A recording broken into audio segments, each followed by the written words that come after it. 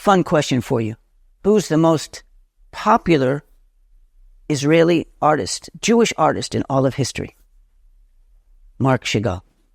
But what do you see here? You see here the crucifixion of Yeshua in the midst of the history of the suffering of the Jewish people, particularly Holocaust and pogroms here. What you also see is Yeshua dressed as a Jewish man. This is a talit. So you have him identified as a religious Jewish man. Here they have it written in Aramaic. Here's Yeshua of Nazareth, the King of the Jews. Now, what Mark Chagall saw was the connection between the crucifixion of Yeshua and the Holocaust. Amazing. Is it a parallel? Is it similar? Is it connected? Or is it even, in the eyes of God, the same event? The same event. You know, Yeshua talks about himself being the head, and as we as the believers, the ecclesia, are a body. Well, the same is true. He's the king of Israel. He's the king of the Jews. So are the Jewish people. His physical family, and the ecclesia is his spiritual family. There's a suffering that goes with both the spiritual connection to Yeshua and the physical connection of Yeshua.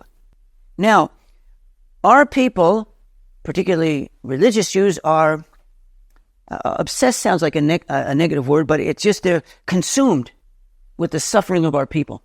The mentality is there all the time. It's a suffering mentality.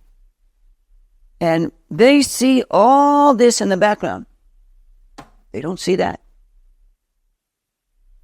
And most Christians see that. They don't even see that. They see that. They don't see the whole history. How can it be that the Jewish people, both before the time of Jesus and after the time of Jesus in all of history, have suffered?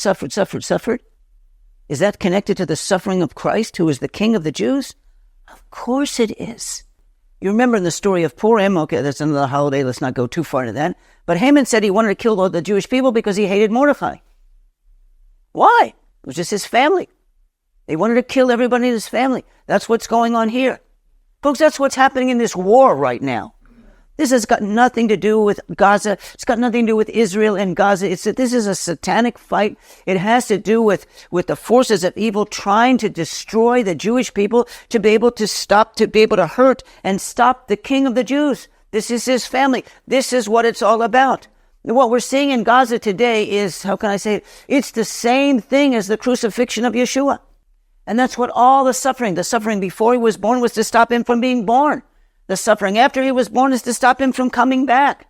And the same forces of evil that gathered around to have him crucified are gathering around the nation right now to destroy the nation. It's the same attack. It's not even similar. It's not even parallel. It's the same thing. This is this. This is this. Well, thank God we as Messianic believers and both, Messianic, I mean both Jews and international Christians and Arab Christians, that we see a holistic view of the scriptures.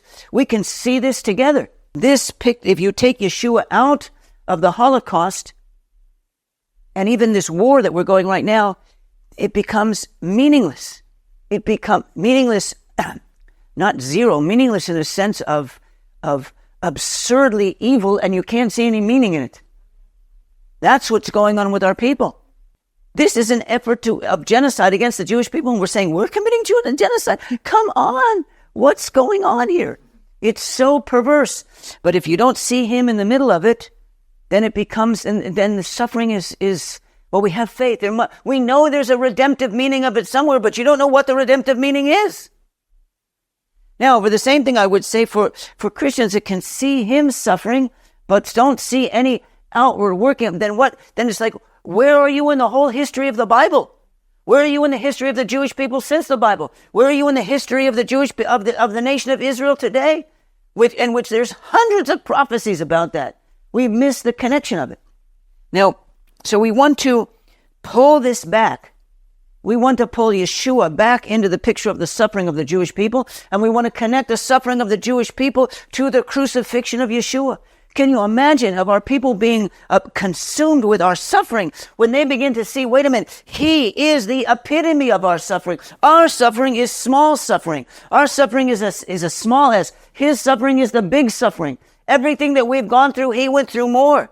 That's why I believe this is not just the crucifixion. I believe this was the descent in hell.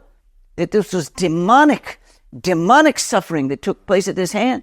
But it makes all of our history, all of the suffering of the Jewish people become part of redemptive history. It gives meaning to every single thing we've done.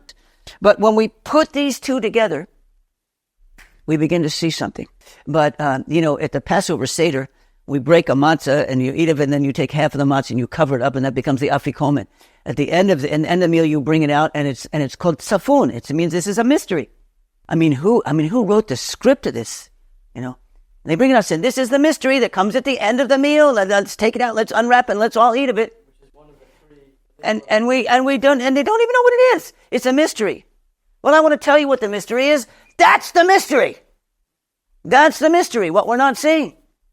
Now, people say, where was God during the Holocaust? I'll tell you where he was. He was right there. He was right there in the midst of it. Yeshua was in the midst of it. As a Jew, was in the midst of the Holocaust, he's in the midst of this battle right now. He's in the midst of every suffering that's going on.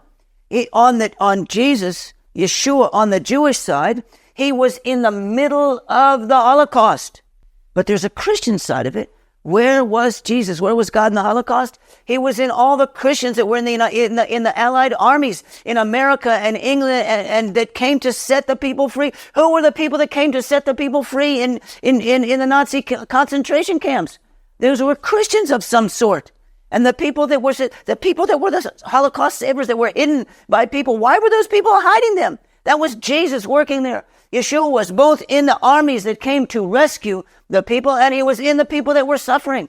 Because these are the two parts of his family. The international ecclesia is the spiritual family of Yeshua, and the Jewish people are the physical family of Yeshua. And it all comes together. And this makes sense when you put those two things together. When we see that the suffering of Yeshua, both on the cross and his descent to hell, is the same thing as the suffering that's going on all of history in this war, but particularly in the Holocaust or in this week of Holocaust Remembrance Day.